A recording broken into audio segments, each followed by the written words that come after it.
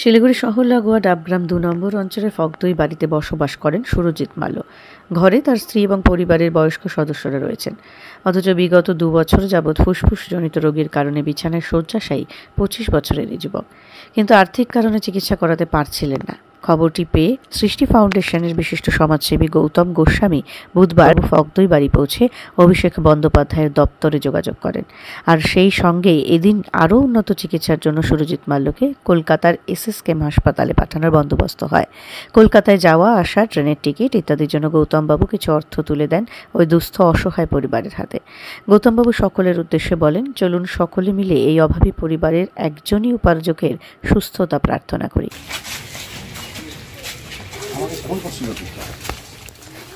আমাকে ফোন করছিল জানি আপনি একটা না আপনার মোবাইলে লাগিয়ে যাচ্ছে না? হ্যাঁ টিকিটে হ্যাঁ ফোন করছে তো এদিকে। হ্যাঁ হ্যাঁ কি হয়েছিল? আচ্ছা কাজে গেছিলাম তো শ্বাসকষ্ট হইতো, কাজ করতে না করে বাড়িতে আসছি। তারপর আবার মুখে টিভি আছে, আবার বাড়ি ঢুকাইছে, আবার এখানে ফুসফুসি বন্ধ হয়ে গেছে, ফুসফুসি কাজ করে না। জল জমেছিল, জল জমেছিল।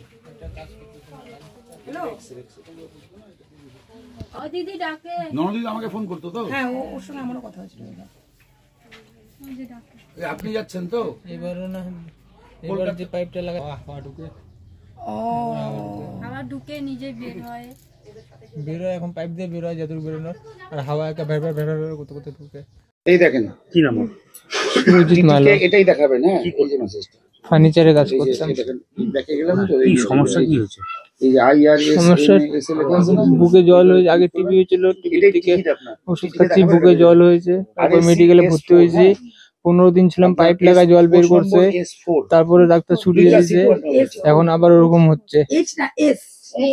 ঘাউটা ওখানে যেখান থেকে পাইপ লাগা ছিল ঘাউটা শুকায় না, তারপরে এখন আবার পাইপ লাগাইছে। কতদিন আগে হয়েছিল এটা? জানুয়ারির ২০ তারিখে ওখানে ভর্তি হয়েছিলাম মেডিকেলে, তখন লাগাইছিল পাইপ। ১৫ দিন রেখে বলেছে ছুটি হয়ে গেছে, ঠিক হয়ে গেছে, ছুটি দিয়ে দিয়েছে। তারপরে আবার বাড়িতে আসার ১-২ দিন পরে আবার মানে কাশি, ওখানে ব্যান্ডেজ দিয়ে আবার জল বেড়ে গেছে। তারপরে এদিক ওদিক ডাক্তার দেখাইলাম, কমে না। তারপরে যে আবার মেডিকেলে গেছি, আবার ওই ঘাউ দিয়েই, যেখানে ঘাউ ছিল ওখান দিয়ে আবার পাইপ ঢুকাইছে। এখন কি সমস্যা হচ্ছে? এখন আমার লাঞ্চ ফুটা হয়ে গেছে, ডাক্তার বলে যে লাঞ্চ ফুটা হয়ে গেছে। কলকাতায় এফআইআর করছে, আমার একটা পাশে ফুসফুসি কাজ করে আর একটা পাশে করে না। তো কি চাইছেন এখন?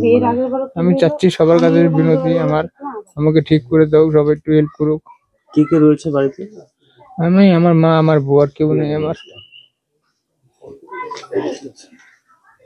কলকাতায় কালকে সকালে আপনার 4টার মধ্যে ঢুকে যাবেন। তারপরে এসএসকেএম পিজি হাসপাতালে যাবেন। পিজি হাসপাতালে আপনারা চলে যাবেন, ওখানে ওপিডি হবে, মানে এখানে যখন ওপিডি হয় না, টিকিট করে দেখাতে হয়, ওরকম ওপিডি করে ওখানে দেখাবেন। টিকিট করে দেখানোর পরে যদি ভর্তি দিতেও ঠিক আছে, দেখানোর পরে কি হচ্ছে? আমার ভাইয়ের হচ্ছে টিবি হয়েছে, ৬ মাস হয়ে গেলো টিবি হয়েছে। টিবির থেকে এখন ডাক্তার দেখানো হলো, ডাক্তার বললো যে লাংসে ইনফেকশন হয়ে গেছে, লাংসে জল হয়েছে। লাংস এখন ডাক্তার গৌতম গোস্বামী দা আমাদেরকে মেডিকেলে ট্রিটমেন্টের সব ব্যবস্থা করে দিয়েছিলেন, যার জন্য ট্রিটমেন্টটা ওখানে ঠিকঠাক ভাবে হয়েছে। কিন্তু এখন এখানকার ডাক্তার বলতেছে, মেডিকেলের ডাক্তার, যে এখানে এটা তো হবে না, লাংস ফুটো হয়ে গেছে, ওকে কলকাতা নিয়ে যান, কলকাতা নিয়ে গেলে ঠিক হয়ে যাবে। গৌতম গোস্বামী আসছিলেন, উনি এখন বলতেছে উনি কলকাতা নিয়ে যাওয়ার ব্যবস্থা সব করে দেবেন।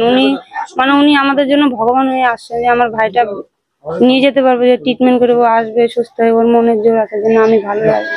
আমি গৌতম দাকে বলতেছি যে উনি আরো অনেক বড় হোক, উনি সবার এইভাবে সাহায্য করতে পারে। আমরা তো খুবই বড় গরিব মানুষ, এটুকুই আমি বলবো, আর কিছু না। ধন্যবাদ। কবে হয়েছিল আপনার ভাইয়ের এই সমস্যা? 1 জানুয়ারিতে। কি করতেন আপনার ভাই? ফার্নিচারে কাজ করেন। বাড়িতে মা আছে, ভাইয়ের বউ আছে, আর মা আছে। বাবা তো নেই, বাবা 2 বছর হয়েছে মারা গেছে। ও 2 বছর এর আগেও হয়েছিল টিবি, ও 2 বছর থেকে এরকম ভুগতেছে বিছানায়। তা কিভাবে চলছে সংসার? সংসার, মা তো একটা বাসায় কাজ করে 3000 টাকা পায়, ওরকম করে চলে। আমি টুকটাক এরকম সেরকম ওদিক থেকে ফিরে আনি দিই, এইভাবেই চলে। ঘর ভাড়া ঠাড়া বেজে যায়, এগুলা দিতে পারে না, অসুবিধা, কথা শুনতে হয় লোকের আর কি।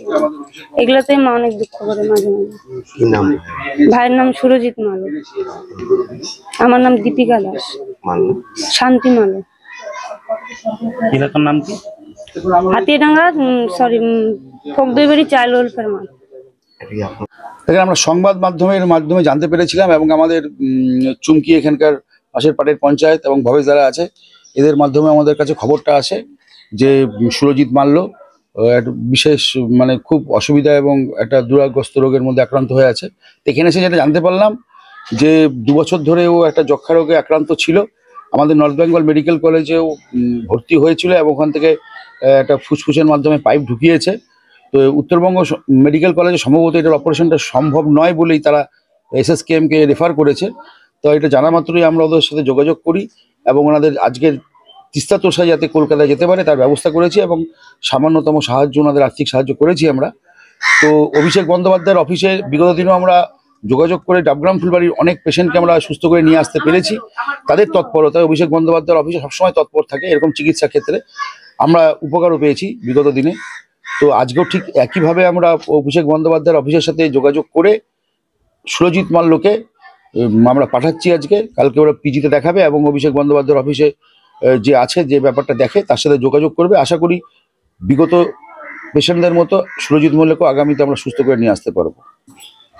ভগবানকে ডাকেন, আপনার বাড়িতে বসে আছে ভগবান। আড়াইটার সময় এই দীপিকা লাগবে না, আমার লাগবে না। যোগাযোগ করে সকালে গিয়ে লোকের দিকে দেখো। জমা লাগবে 2-4টা দিন পেশেন্টটাকে রাখতে আবার আসা